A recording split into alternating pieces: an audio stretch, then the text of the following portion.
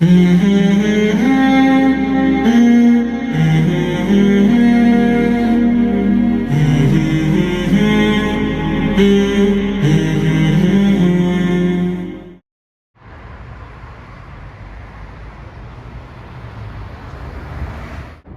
ویسے یہ شہر علم دوست شہر ہے. یہاں پر پرانے زمانے سے علمی اور تاریخی سرگرمیاں ہوتی رہی ہے. یہ وہ قلعہ ہے جس کے اندر بہت پرانی لائبریری بھی ہے جو اس وقت کسی وجہ سے بند ہے. یہ وہی قلعہ ہے کہ جس قلعے کے اندر فارابی، عمر خیام اور بو علی سینا جیسی شخصیت اپنے علمی دلچسپی کا مظاہرہ کیا کرتی تھی. بو علی سینا ان میں سے بہت ہی زبردست اور مشہور شخصیت ہے. ان کو میڈیکل سائنس کا گرو مانا جاتا ہے. آج بھی یورپ کے اندر ان کے نام سے بہت ساری لائبریریاں موجود ہیں اور جدید اور لیٹسٹ جو میڈیکل سائنس ہے، بو علی سینا کے بغیر میڈیکل سائنس ادھوری ہے. آج بھی آکسفورڈ جیسی بڑی یونیورسٹیوں میں ان کی کتابیں پڑھائی جاتی ہے. سینکڑوں کتابیں لکھنے والے بو علی سینا، جن کی بہت ہی زبردست قربانی ہے میڈیکل سائنس میں. میڈیکل سائنس میں بو علی سینا نے بہت ساری ایجادات کی ہے اور آج انہی کی کتابوں سے فائدہ اٹھا کر کے یورپ کے اور اس طرح کے بڑے بڑے ڈاکٹر ہیں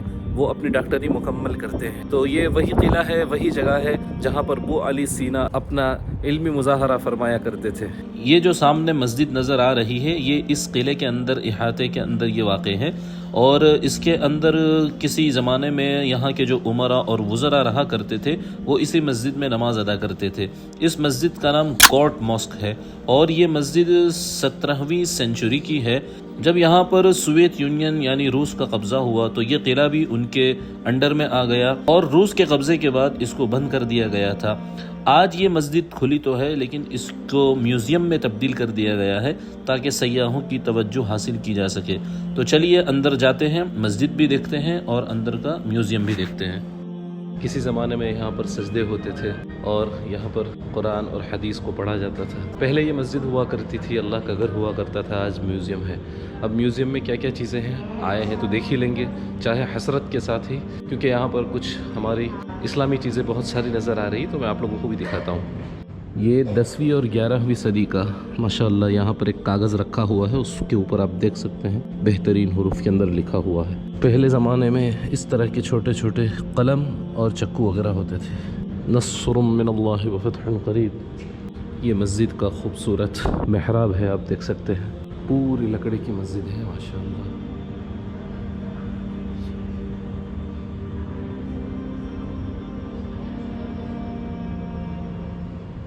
ہاتھ سے لکھا گیا ہے، کتنی زبردست خطاطی ہے. میر عبد الفتاح کاتب ابن مہدی خان کاتب ماشاءاللہ.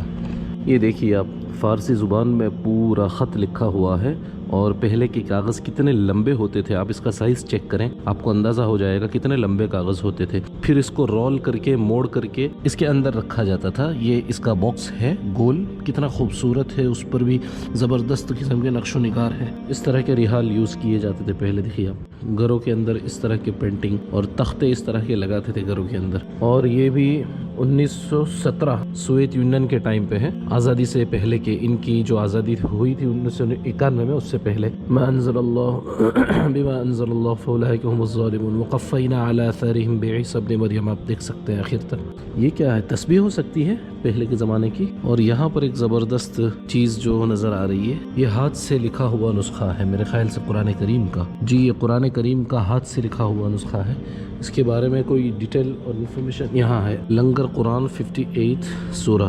یہ بھی ایک بہت پرانا نسخہ ہے. مخدوم علی نام کے کسی بزرگ نے اس کو لکھا تھا اور اس کے اندر سورہ مجادلہ کی آیات لکھی ہوئی ہے. میں آپ کو دکھانے کی کوشش کرتا ہوں، شاید آپ کو نظر آ جائے. بہت ہی زبردست اور پرانا ہے. یہ تقریباً 700-800 سال پرانا ہے.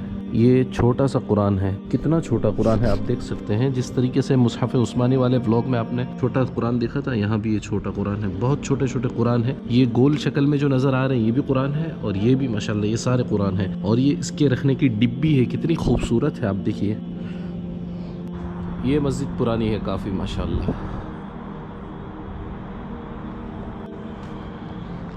اس قلعے کے اندر بہت سارے کونے ہیں اور اس کونے کے اندر اس طرح کے چھوٹے چھوٹے مضبوط دروازے لگے ہوئے ہیں. اگر آپ باہر سے دیکھیں گے تو آپ کو یہ بند نظر آئے گا، لیکن اگر یہ دروازہ کھول کے آپ چیک کریں گے اور اندر جائیں گے تو اس طرح کے میوزیمز بنے ہوئے ہیں.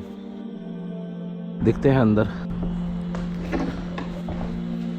ابھی کچھ دیر پہلے ہم نے جو میوزیم دیکھا اس میں ہم نے پرانے مخطوطات، پرانی کتابیں اور قرآن شریف اور بہت ساری پرانی چیزیں ہم نے دیکھی.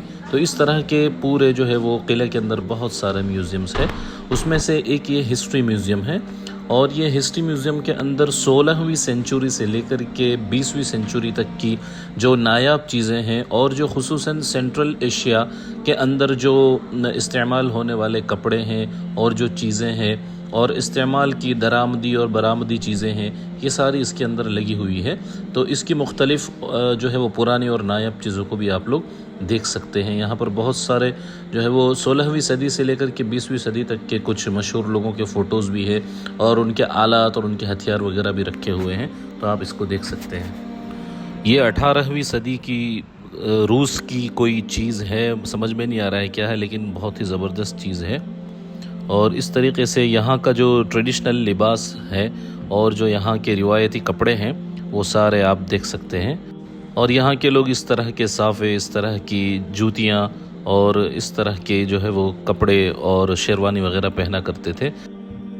یہ آپ جو دیکھ رہے ہیں یہ غلاف ہے، یہ 19ویں صدی کا ہے، جو یہاں سے میرے خیال سے کعبہ شریف کے لیے بھیجا گیا تھا اور پھر واپس اس کو لا کر کے یہاں میوزیم میں رکھ دیا گیا ہے. آپ دیکھ سکتے ہیں پرانے زمانے کی ٹوپیاں، یہ برتن، انگوٹھیاں پرانے زمانے کی، اور یہ لاکٹ وغیرہ یہ بھی 19ویں صدی کے ہیں.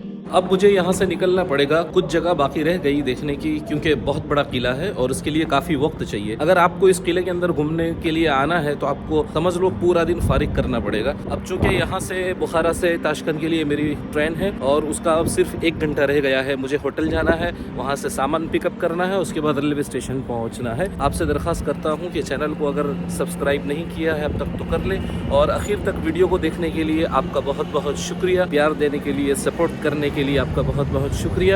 اب پھر سے ملاقات کرتے ہیں تاشکند میں، تو ملتے ہیں اگلے ولاگ میں. اپنا خیال رکھیے. جزاکم اللہ. السلام علیکم.